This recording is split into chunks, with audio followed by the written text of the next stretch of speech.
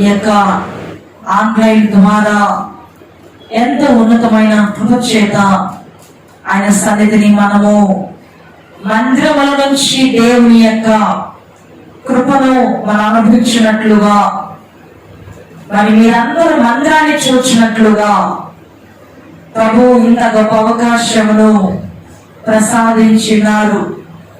కాబట్టి దేవుని యొక్క సన్నిధానంలో అందరూ కూడా ఈ యొక్క నిత్యమైన అవకాశాన్ని బట్టి ప్రభుని మీరందరూ కూడా స్తుతిస్తూ గణపరుస్తూ ఉండాలని దేవుని పేరిట మనం చేస్తూ ఉన్నాం.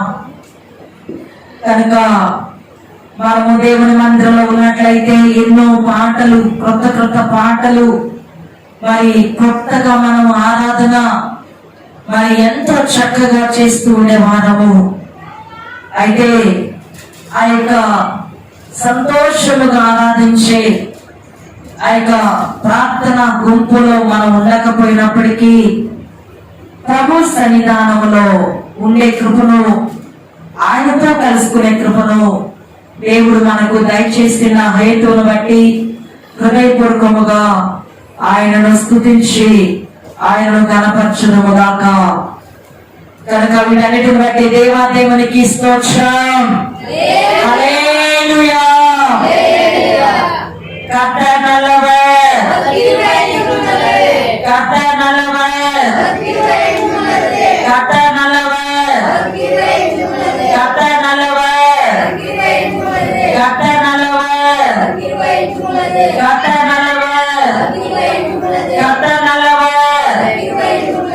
దేవుని కృప మీ అందరి మీద ఉండునుగాక.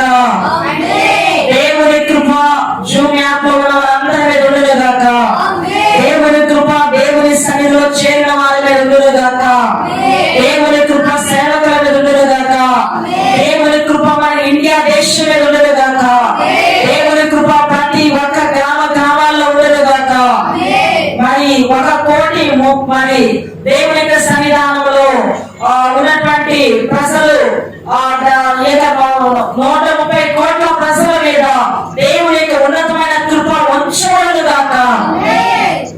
అద్భుతమైన నామములో దేవుడు చూపిస్తున్నటువంటి ఈ యొక్క ఉన్నతమైన పాద సన్నిధానంలో వారందరూ దేవుణ్ణి స్తుతించి గణపరచవలసిన వారమైన.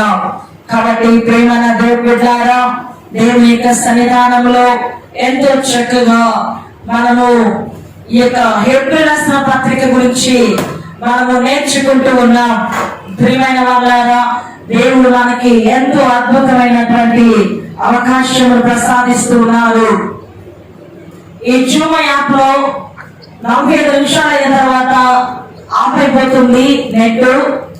ఆ తర్వాత మళ్ళా శాలిని సత్యం గ్రూప్ లో మెసేజ్ పెట్టి మళ్ళా మీకు లైన్ కలపమని చెప్పినప్పుడు ఆ కొత్త మెసేజ్ ఏదైతే వస్తుందో ఆ లైన్ మీరు తీసుకొని ఆ లైన్ లో మళ్ళా మీరు కొత్తగా డౌన్లోడ్ చేసుకొని ఆ యొక్క యాప్ లోకి వచ్చి మీరు దేవుని సన్నిధిలో కలవలసిందిగా దేవుని పెద్ద మనం చేస్తూ ఉన్నాం. ప్రియమైన దేవుని బిడ్డలారా, గత దినము మనము ఎంతో శ్రేష్టముగా మనం మాట్లాడుకొని ఉన్నాం. దేవుడు ఆయన సమస్తమునకు వారసుడుగా తన కుమారుని యేసుక్రీస్తు వారిని చేసి ఉన్నాడు. కుమారుడు సమస్తమునకు వారసుడై ఉన్నాడు. ఆయన ద్వారా ప్రపంచములు కలిగాయి. ఆయన ద్వారా సమస్తములు ఏర్పాటు చేయబడి ఉన్నదని దేవుని వాక్యము మనము నేర్చుకుంటూ ఉన్నాం. హెబ్రీయులకు రాసిన పత్రిక 1వ అధ్యాయము, హెబ్రీయులకు రాసిన పత్రిక 1వ అధ్యాయము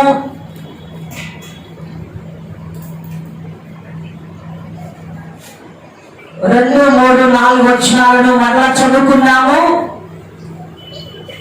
ఈ దినముల అంతమందు కుమారుని ద్వారా మనతో మాట్లాడను. ఆయన ఆ కుమారుని సమస్తములకు వారసునిగా నియమించను.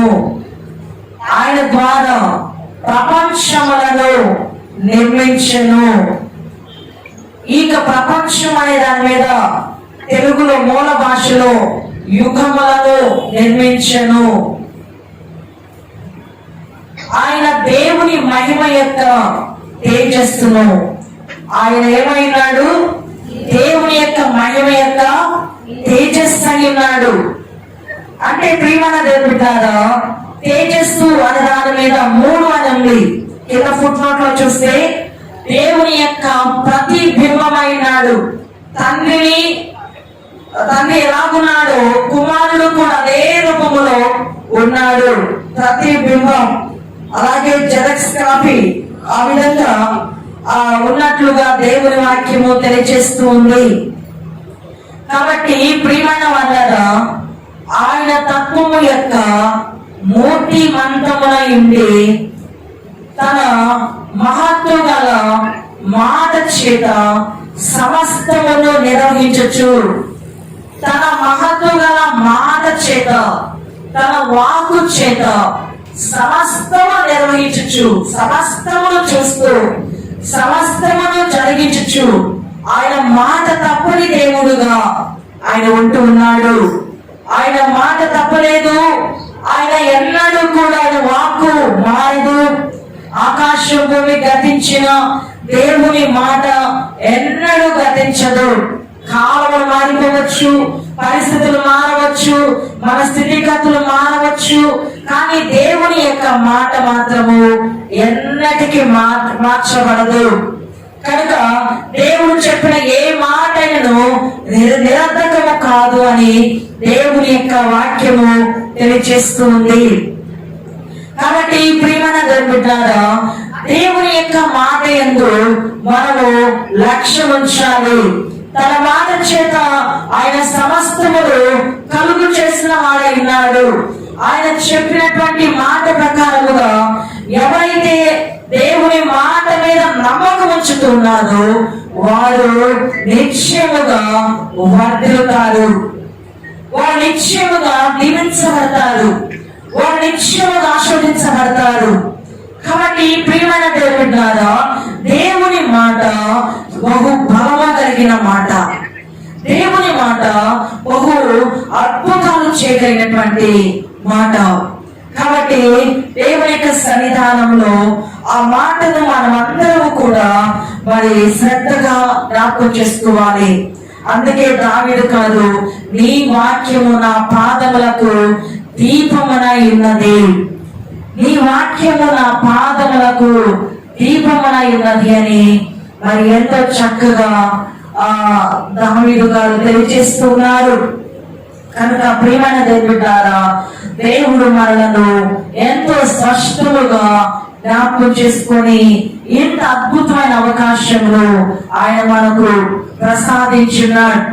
కనుక పరిశుద్ధుడైన పౌలు గారి యొక్క ముఖ్య ఉద్దేశం ఏంటంటే, ఈ పత్రిక కొత్త నిబంధన గ్రంథము, పాత నిబంధన గ్రంథము రెండు కలిపి ఒకదానితో ఒకటి పోల్చి చెప్పబడినటువంటి పత్రికగా ఉన్నది.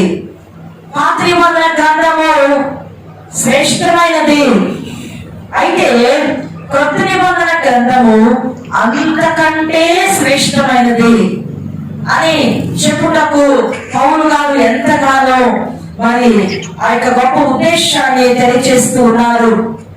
ప్రియమైన దేవుడారా, గత దినము మనము నేర్చుకుని ఉన్నాము. యేసు ప్రభువు యొక్క ప్రవచనాలు, అద్భుతమైన ప్రవచనాల గురించి మనం తెలుసుకోగలిగినాం. యేసు ప్రభువారు ఆయన ఎంతో చక్కగా మాట్లాడుతూ వచ్చాడు. కాబట్టి ప్రియమైన దేవుడారా, ఈ యొక్క మత్తయి సువార్త 24వ అధ్యాయంలో, మార్కు సువార్త 13వ అధ్యాయంలో, లూకా సువార్త 21వ అధ్యాయంలో యేసు ప్రభువారు ఆయన చెప్పినటువంటి అంత్య దినాల యొక్క సంభవాల గురించి ఆయన చెప్పి ఉన్నారు. ఇక ఎవరు కొత్తగా ఏదో చెప్పవలసిన పని లేదు, ఆయన స్పష్టముగా ఆయన తెలియజేసి ఉన్నారు. కాబట్టి దేవుని యొక్క పరిశుద్ధమైన సన్నిధానంలో ఈ విషయాలను మనం గమనించి పరిశుద్ధ గ్రంథాన్ని బాగా చదవండి, పరిశుద్ధ గ్రంథాన్ని ముందు పెట్టుకొని చదవండి. దేవుని సన్నిధిలో ప్రార్థన చేసి వాగ్దానం ఏంటంటే వాగ్దానం తీవాకండి. పరిశుద్ధ గ్రంథాన్ని క్రమంగా చదవండి. చదువుకోవటం వలన అది మన జీవితానికి ఎంతో ప్రాముఖ్యమైనటువంటి మరి జీవితాన్ని మనకిస్తుంది, ఆశీర్వాదాన్ని మనకు ప్రసాదిస్తుంది. ప్రతి లేఖనాన్ని తర్కించి చదవండి, పరిశోధించి చదవండి, గొప్ప మాటలను తెలుసుకోండి. దేవుడు మనతో మాట్లాడే సంగతులను మరి చక్కగా తెలియచేసేవాడే ప్రతి మాటను మనము హృదయంలో దాచుకోవాలి. కాబట్టి ప్రియమైన దేవుని బిడ్డలారా, ఆయన తన మహత్తుగల మాట చేత సమస్తం నిర్వహించచ్చు పాపముల విషయంలో శుద్ధీకరణము తానే చేసి, పాపముల విషయంలో మన పాపము క్రియలు, మన శాపము క్రియలు, మనటువంటి భయంకరమైనటువంటి మరి నాశనమైన క్రియల నుంచి ఆయన మాత్రమే శుద్ధీకరణము చేయగలిగిన వాడని మరి తండ్రి కుమారుని ప్రత్యక్షపరుస్తూ ఉన్నాడు. కాబట్టి ఈ విషయాన్ని మనము పరిపూర్ణంగా గమనించాలి. కాబట్టి ప్రియమైన దేవుని బిడ్డలారా, దేవదూతల కంటే ఎంత శ్రేష్టమైన నామము పొందెనో వారి కంటే అంత శ్రేష్ఠుడై ఉన్నత లోకమందు మహామహుడగు దేవుని కుడిపార్శ్వమున కూర్చుండెను. ఆయన దేవుని కుడిపార్శ్వమున కూర్చుండేవాడు, మనలను కూడా అక్కడ కూర్చుండబెట్టేవాడు. కాబట్టి నమ్మదగిన వాడు, చేయి విడవని దేవుడు. ఆయనను మనము వెంబడిస్తే చాలు, మనలను దేవుడు అత్యధికమైన ఆశీర్వాదకరమైన స్థితిలోనికి నడిపించగలడు. కాబట్టి ప్రియమైన దేవుని బిడ్డలారా, దేవుని యొక్క పరిశుద్ధ సన్నిధానంలో ఎంతో స్పష్టముగా ప్రభువు మనతో మాట్లాడుతూ ఉన్నాడు. కనుక ఈ మత్తయి సువార్త మరి 24వ అధ్యాయము మనము చూడగలిగితే అనేక ప్రవచనాలను పరిశుద్ధమైనటువంటి యేసు ప్రభువారు ఇక్కడ మాట్లాడి ఉన్నారు. యేసు ప్రభువారు శిష్యులు స్పష్టంగా ఆయనను నేరుగా ఆయననే అడిగినారు, ఈ రాకడకు ఈ యుగ సమాప్తికి సూచన ఏంటి అని అడిగినప్పుడు యేసు ప్రభువారు ఆ మాటలు చెప్పడం దాచలేదు. ఆయన ఒక్కొక్క ప్రవచనం జరగబోయే సంగతులను ఎంతో స్పష్టముగా ఆయన చెప్పడం ప్రారంభించారు. కాబట్టి ప్రియమైన దేవుని బిడ్డలారా, ఈ యొక్క అధ్యాయంలో 24వ అధ్యాయంలో మనం గమనించండి. 24వ అధ్యాయము 4వ వచనంలో యేసు వారి తిట్లను ఎవరినో మిమ్మల్ని మోసపరచకుండా చూచుకొనండి. కనుక నా పేరుట మీ దగ్గరకు అబద్ధ ప్రవక్త వస్తారని ఆయన ప్రవచించి ఉన్నాడు.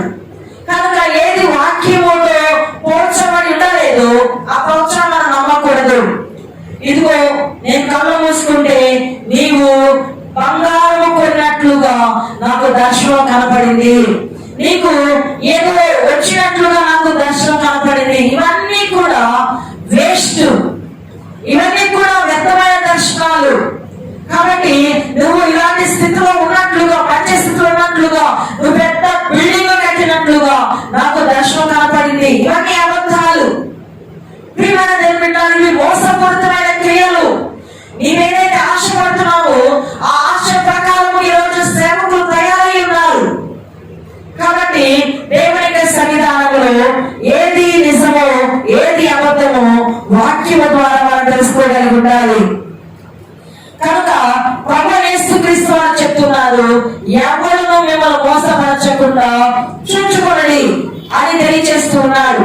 కనుక చూడండి ప్రియులారా, ఇక 5వ వచనంలో అబద్ధ ప్రవక్తలు వస్తారని చెప్పబడుతూ ఉంది.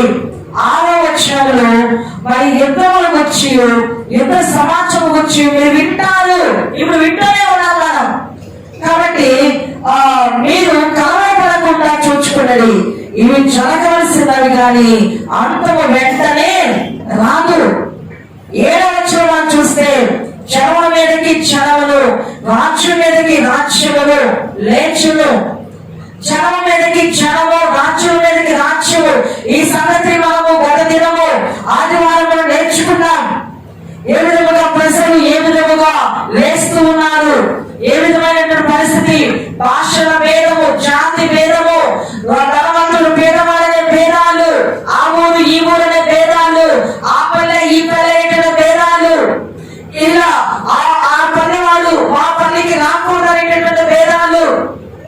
కాబట్టి ఈ విధముగా ఎన్నో రకాలుగా భేదాలు ఉన్నాయి. గతం అలా ఉండేవి కావు, అందరూ కలిసి మెలిసి ఉండేవారు. కానీ ఇప్పుడు అలా కాదు. ఇప్పుడు అంతా కూడా ఎంతో విరోధకరముగా మార్చబడిన సంగతి ప్రభువైన యేసుక్రీస్తు వారు ముందుగానే ప్రవచించున్నాడు. 8వ వచనంలో అక్కడక్కడ కరువులను, భూకంపములను కలుగును, తెగులు సంభవిస్తాయని చెప్పి ఈ మాటలు ఆయన చెప్తూ ఉన్నాడు. అయితే ప్రియమైన దేవుని బిడ్డలారా, 8వ వచనం చూడండి. అక్కడక్కడ కరువులను, భూకంపములను కలుగును. అక్కడక్కడ ఏం కలుగుతాయి? కరువులను, భూకంపాలను కలుగుతాయి. కరువులు, భూకంపాలు వస్తాయి అక్కడక్కడ అని ప్రభువైన యేసుక్రీస్తు వారు చెప్తున్నారు. ఇవన్నీ వేదనలకు ప్రారంభము. ఇవన్నీ కూడా దేనికి ప్రారంభము? వేదనలకు ప్రారంభం. ప్రారంభం ఇంత భయంకరంగా ఉంటే ఇక వేదన ఎంత భయంకరంగా ఉంటుందో గమనించండి. ప్రారంభమే ఇలా ఉంటే ఎలాగుంటుంది? ఇక ప్రియమైన దేవుని బిడ్డలారా, కరోనా వైరస్ చేత మరి అక్కడక్కడే మరణించిన వాళ్ళు ఉన్నారు, శ్వాస అందక వేదన పడిన వాళ్ళు ఉన్నారు.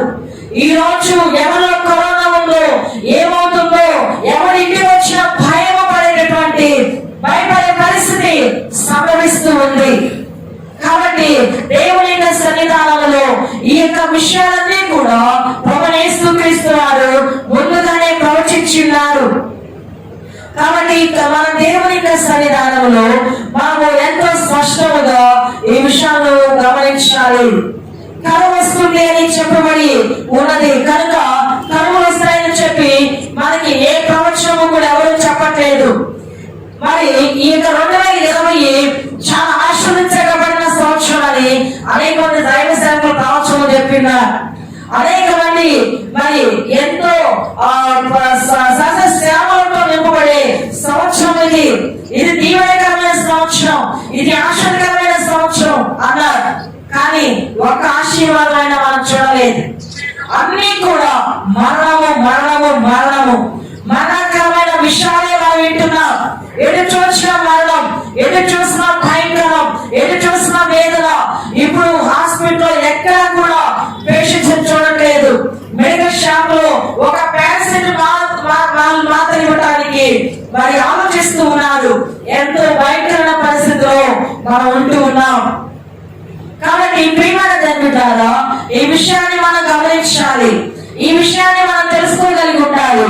దేవుడు మనతో మాట్లాడుతూ ఉన్నారు. కాబట్టి గమనించండి. ఈ విధముగా మత్తయి సువార్త 24:8 వచనంలో ఆయన చెప్తున్న మాట మనం చూస్తే, అక్కడక్కడ కరువులను, భూకంపాలను కలుగును, ఇవన్నీ వేదనలకు ప్రారంభము.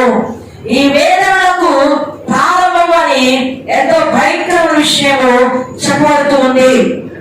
కాబట్టి దేవుని యొక్క పరిశుద్ధ సన్నిధానంలో ఈ 130 కోట్ల ప్రజలు 1 కోటి ప్రజలు మాత్రమే ధనవంతులుగా ఉంటే 129 కోట్ల ప్రజలు మరి మధ్య తరగతి వారు కొంతమంది అయితే, కొంతమంది నిరుపేదలుగా ఉంటున్నారు.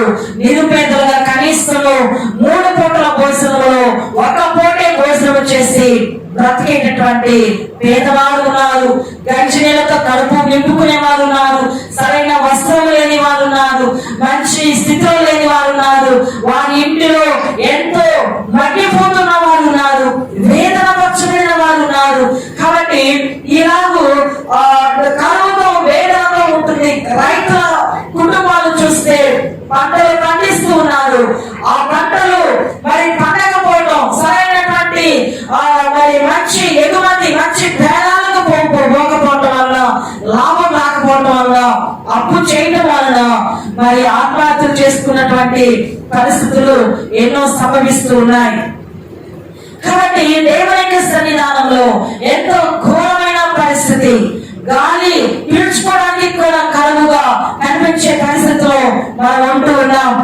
అయితే ప్రియమైన దేవుని బిడ్డలారా, దేవుని యొక్క పరిశుద్ధ సన్నిధానంలో ఈ కరువు అనేది నిశ్చయముగా వస్తుంది. ఇక మీదటి నుంచి ఆశీర్వాదకరమైన దినాలు అనేవి లేవు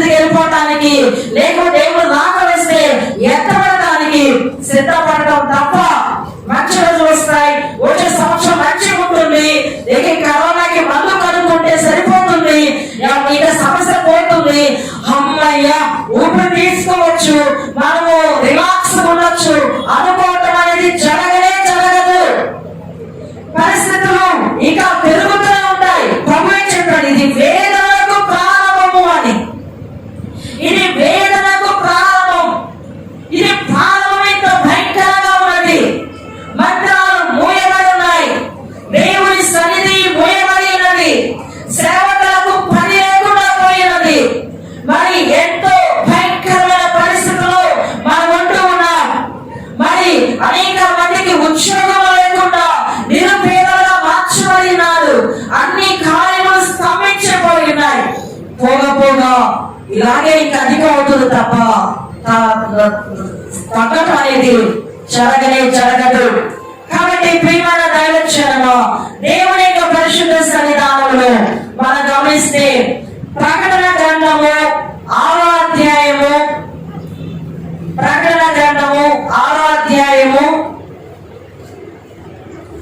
5-6 వచనాలను మనం చదువుతున్నాము. ప్రకటన గ్రంథము 6వ అధ్యాయము 5-6 వచనాలు. ఆయన 3వ ముద్రను విప్పినప్పుడు రమ్ము అని 3వ జీవి చెప్పుట వింటిని. నేను చూడగా ఇదిగో ఒక నల్లని గుర్రము కనబడెను. దాని మీద ఒకడు త్రాసు చేత పట్టుకొని కూర్చుండి ఉండెను. మరియు దేనారమునకు 1 సేరు గోధుమలనియు దేనారమునకు 3 సేర్లు యవలనియు నూనెను ద్రాక్షరసమును పాడు చేయవద్దనియు ఆ 4 జీవుల మధ్య ఒక స్వరము పలికినట్టు నాకు కనబడెను. ప్రియమైన దేవుని బిడ్డలారా, గమనించండి. ఇక్కడ మనము చూస్తూ ఉన్నాము దేవుని యొక్క సన్నిధానంలో ఇక 3వ ముద్ర విప్పినప్పుడు 5-6 తమిళ చూద్దాం.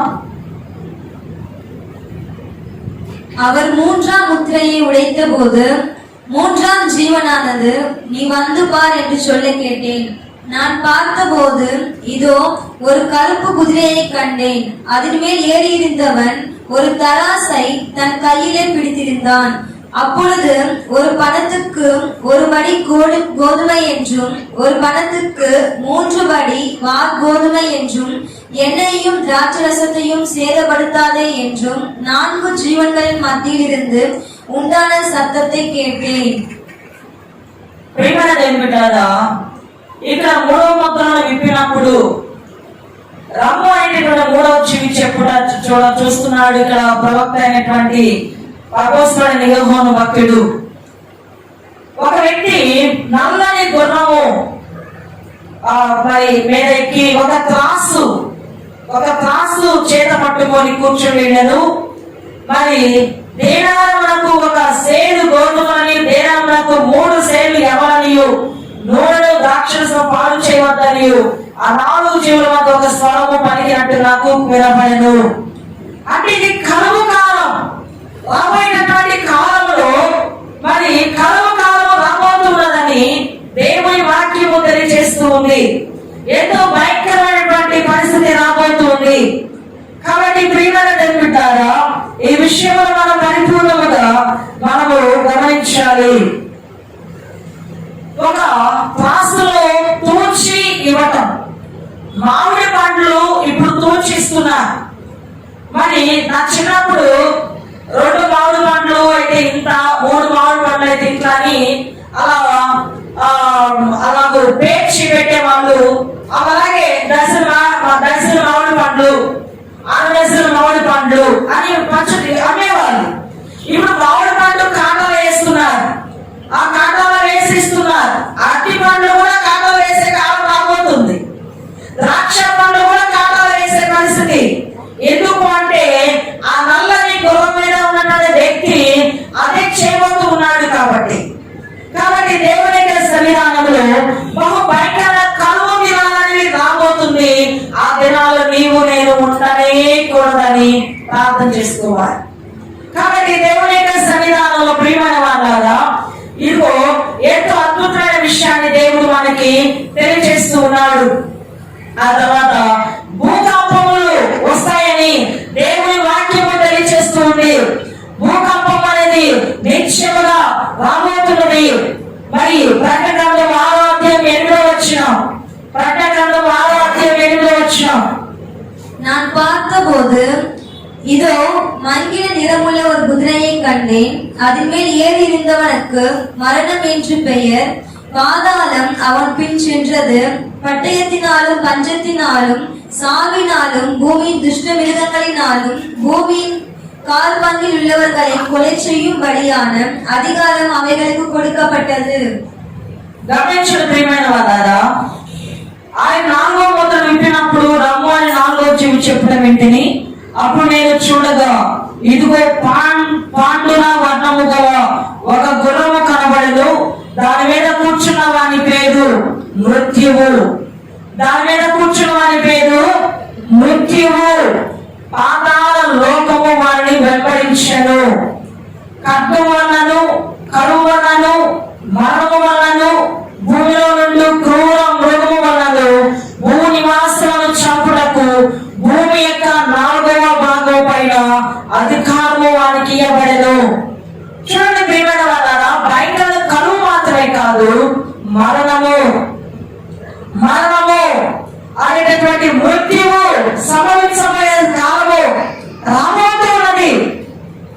కాబట్టి దేవుని సన్నిధానంలో ఎక్కడ చూసినా కూడా ఇప్పుడు ఎవరైనా చనిపోతే ఒకప్పుడు చనిపోయిన వారి గురించి ఏడుస్తూ నెలల కాలాలు ఏడుస్తూ తప్పిస్తూ బాధపడుతూ వారి జ్ఞాపకాలు తలుచుకొని మరి బాధపడుతూ ఉంటారు. ఇప్పుడు చనిపోయిన వెంటనే 2 రోజుల తర్వాత పూడ్చిపెట్టే కాలము అయిపోయింది. ఇప్పుడు ఆ రోజు చనిపోతే ఆ రోజు సాయంత్రం 4-5 గంటల కల్లా భూస్థాపన. ఈ కరోనా వచ్చిన తర్వాత ఇంటికి కూడా ఇప్పుడు శ్రమం రావట్లేదు. ఇంటి దగ్గర కూడా రాకుండా మనుషులు చూడకుండా అలాగే హాస్పిటల్ నుంచి వెళ్ళిపోతుంది. ఎంత భయంకరం పిల్లగా, ఎలాంటి పరిస్థితుల్లో మనం ఉంటున్నాం. కాబట్టి ఈ మృత్యువు అనేది ఎలా ఉంటుందంటే దాని వెంట పాతాళ లోకం వారిని వెంబడించెను. ఎలాంటి ఏ విధంగా మరణం వస్తుందంటే ఖడ్గము వలన మరణం. కొంతమంది చంపబడే పరిస్థితి కలుగుతుంది. రెండవది కరువు వలన మరణం. కరువు అనేటటువంటి భయంకర పరిస్థితి వలన తినడానికి ఏమీ లేక ఆ యొక్క ఆకలితోనే చనిపోయే పరిస్థితులు రాబోతూ ఉన్నాయి.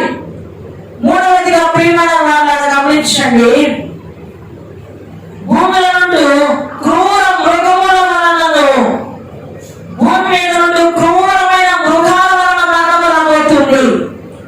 ఇప్పుడు సిటీలో ఇల్లు కట్టుకోవడం అయిపోయింది, పల్లెటూరులో ఇల్లు కట్టుకోవడం అయిపోయింది. ఇప్పుడు అడవిలో కూడా ఇల్లు కట్టేస్తున్నారు. అడవులలో కూడా బిల్డింగ్స్ కట్టేస్తూ ఉన్నారు. ఒక అతను అడవి దగ్గర బిల్డింగ్ కట్టాడట, చాలా డబ్బులు పోసి. ఆ విధముగా ఆ బిల్డింగ్ కట్టినప్పుడు రాత్రి పండుకొని ఉదయాన్నే బయటకు చూస్తే అక్కడ పులి సింహం ఉందంట.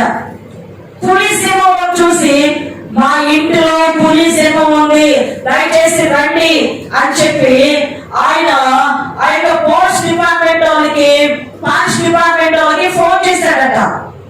నిజానికి ఎవరు ఖాళీ చేయాలి? అది ఎవరి ఏరియా? జంతువుల ఏరియా. కానీ ఈడు పోయి అక్కడ ఉండి ఆ యొక్క పులి సింహాన్ని ఖాళీ చేయమంటున్నాడు.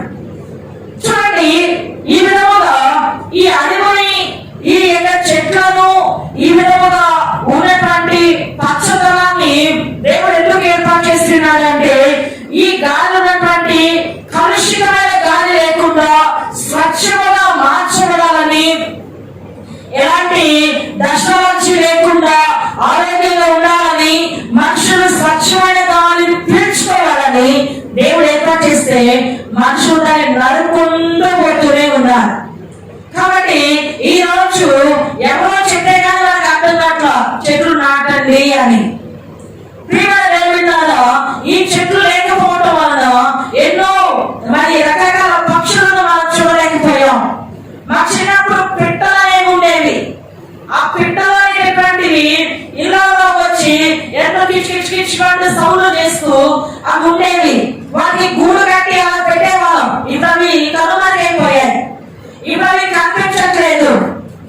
కాబట్టి దేవుని యొక్క పరిశుద్ధ సన్నిధానంలో మనుషులు దేవాలు మరణిస్తారు క్రూర మృగం వలన. మరి మధ్య ఆంధ్రాలో ఒక చోట మరి పులి సంచారం చేస్తూ వచ్చింది. ఆ పులి ఆ యొక్క ప్రాంతం అంతా తిరుగుతూ వచ్చింది. దాన్ని పట్టుకోవాలో లేదో తెలియదు, కానీ ఆ యొక్క పులులు అక్కడ సిటీలోకి వచ్చేస్తూ ఉన్నాయి. దేవుని యొక్క పరిశుద్ధ సన్నిధానంలో ఈ విషయాన్ని మనం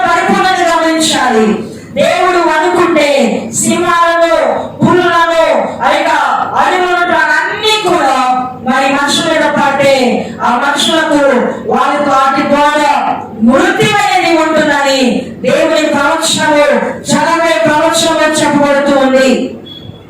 కాబట్టి మనం జాగ్రత్త కలిగి ఉండాలి, ఎంతో జాగ్రత్త కలిగి ఉండాలి, ఎంతో జాగ్రత్త ఆలోచన తీసుకోవాలి. కాబట్టి దేవుని యొక్క పరిశుద్ధ సన్నిధానంలో ఈ విషయాన్ని మనము పరిపూర్ణముగా జ్ఞాపకం చేసుకోవాలి. నా ప్రియమైన దైవజనమా, మరి క్రూర మృగములను భూనివాసం చంపుటకు భూమి యొక్క 4వ భాగం పైన అధికారం వారికి ఇవ్వబడెను. అధికారం ఇవ్వబడుతుంది సింహాలకు, క్రూర మృగాలకు. మా మనుషులు చంపాలని ఒక కరోనాతో తప్పించుకుంటామేమనుకుంటున్నాం. కరోనా కాదు, కరోనాకి జేజమ్మ రాబోతున్నారు, కరోనాకి అమ్మమ్మలు రాబోతున్నారు, కరోనాకి తాతమ్మలు రాబోతున్నారు, పెద్ద పెద్ద వ్యాధులు రాబోతూ ఉన్నాయి. కాబట్టి క్రైస్తవ సంఘమా, దేవుని యొక్క పరిశుద్ధ సన్నిధానంలో దీనికి మనము అల్లాడిపోతూ ఉంటే రాబోయేది ఇదో వేదన, ఇది ప్రారంభమే.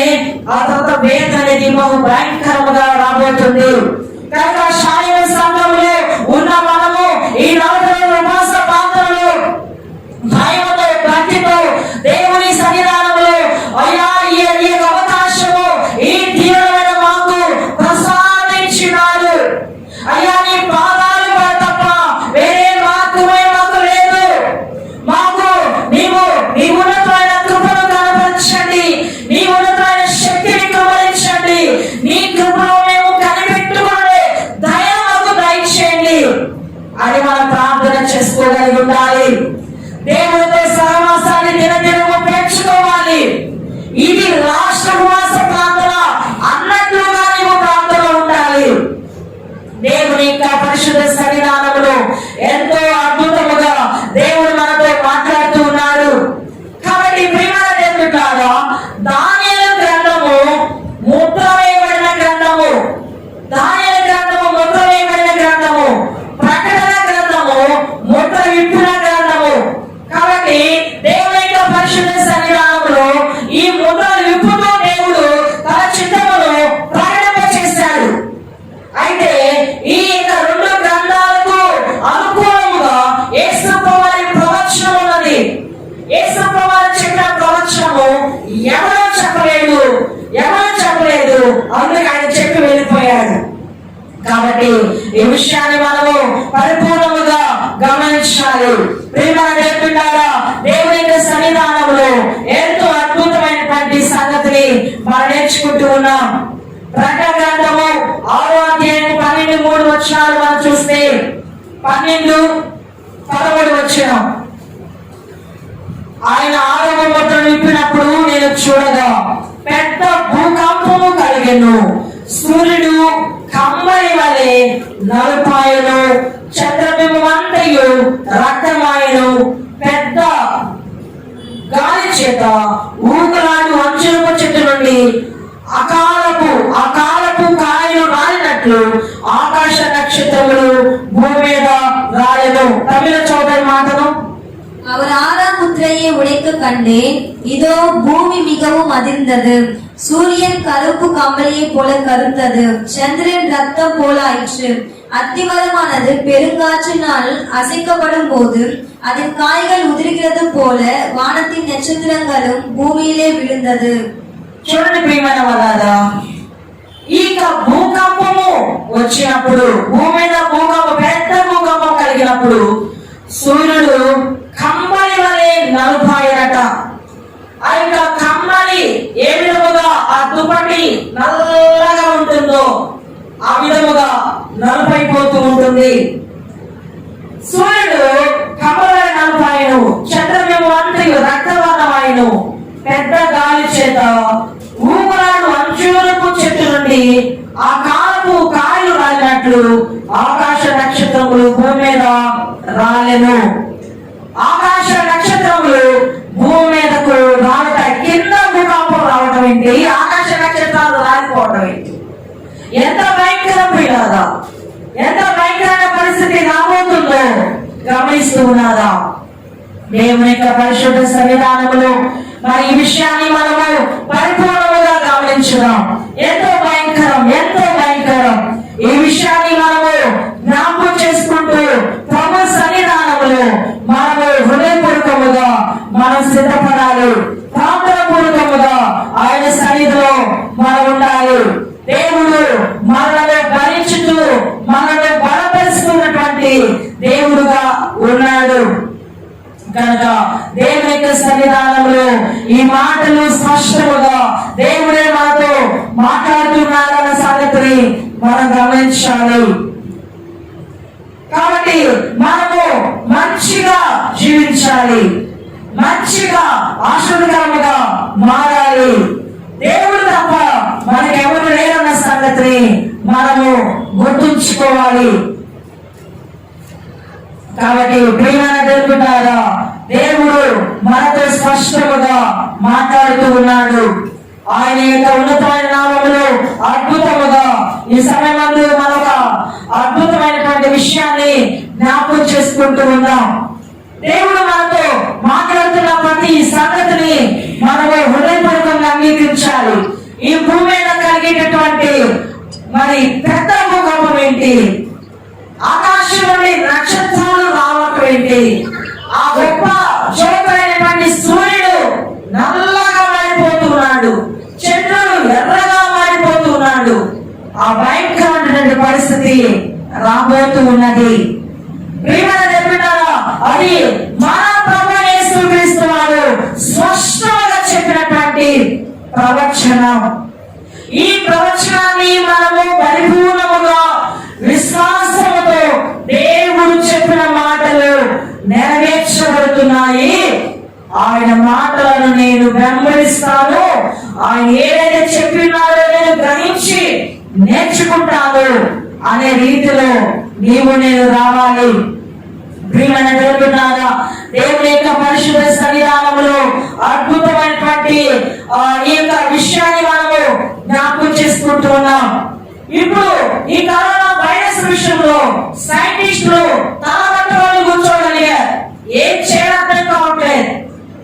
ఇంకా మరి ఆ యొక్క రాకెట్లను పంపించి పైకి మరి శబాష్ అనుకుంటూ మరి ఎంతో సంబరపడిపోతూ ఉన్నారు ఒకప్పుడు.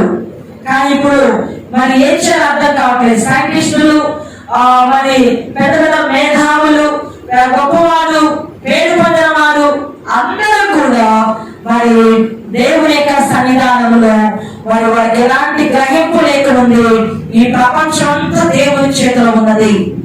కాబట్టి ఈ విషయాన్ని మనం గమనించాలి. కనుక మత్తయి సువార్త 24వ అధ్యాయము 9వ వచనములో మనం చదువుకోగలిగితే, మత్తయి సువార్త 24వ అధ్యాయము 9వ వచనములో, அப்பொழுது உங்களை உபத்திரவங்களுக்கு ஒப்பு கொடுத்து உங்களை கொலை செய்வார்கள். என் நாமத்தின் நிமித்தம் நீங்கள் சகல ஜனங்களாலும் பகைக்கப்படுவீர்கள். చాలండి. అప్పుడు జనులు మిమ్మల్ని శ్రమల పాలు చేసి చంపెదరు.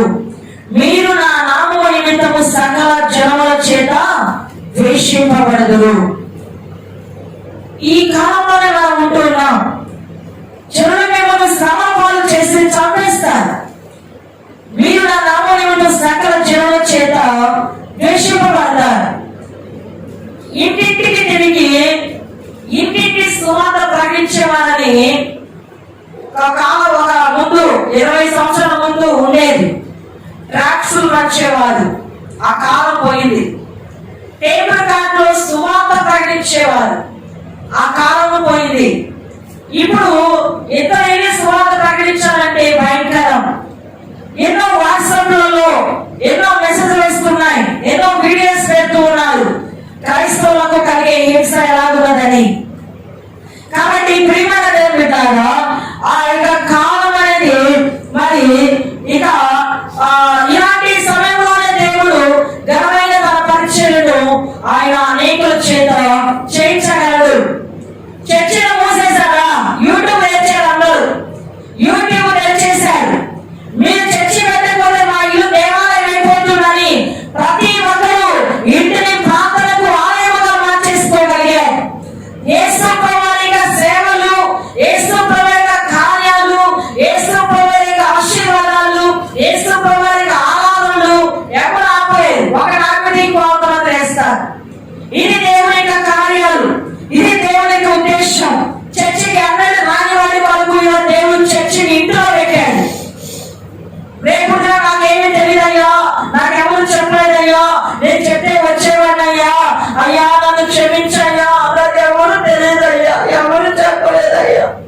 నా భార్య నన్ను చెప్పలేదయ్యా, నా బిడ్డ నన్ను చెప్పలేదయ్యా అనేటటువంటి వారికి ఇంట్లో ప్రార్థన పెట్టినా ఆ ఇంట్లో ప్రార్థన కూర్చోడానికి పెయిన్ వచ్చేస్తూ ఉంది.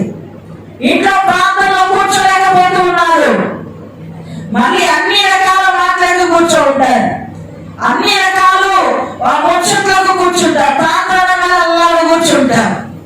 కాబట్టి దేవుని యొక్క పరిశుద్ధ సన్నిధానంలో ఈ విషయాలలో ఇక సువార్త అనేది చెప్పబడుతుందో లేదో నీకు దేవుడు నీకు ఒక మంచి అవకాశాన్ని ప్రసాదించి ఉన్నాడన్న సంగతి గమనించండి.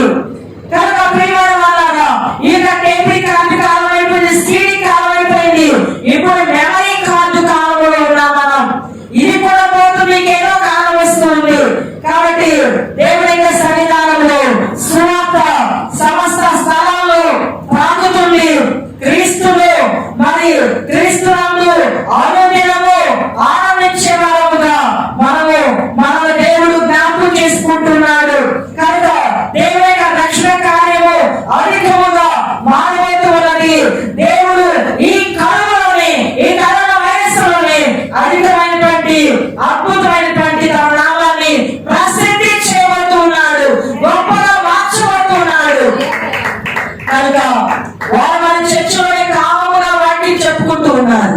కానీ ఇప్పుడు యూట్యూబ్ లో, ఫేస్బుక్ లో, ట్విట్టర్ లో అన్ని రకాలు, అన్ని మార్గాలు తెరబడి ఇప్పుడు సువార్త విరివిగా ప్రకటించబడుతూ ఉంది. కాబట్టి దేవుని యొక్క సన్నిధానంలో ఈ సువార్త ఎవరు ఆపలేదు. ఈ విషయాన్ని మనం గమనించాలి. దేవుని యొక్క సన్నిధానంలో రేపు కూడా ఈ మాటలను కంటిన్యూగా మనం నేర్చుకోబోతూ ఉన్నాం. కనుక ఈ సమయమందు అందరూ మోకరించి, దేవా ఆ యొక్క భూకంపాలలో, ఆ కరువులు, ఆ తెగులు ఇప్పుడే చాలా బాధాకరముగా ఉన్నది.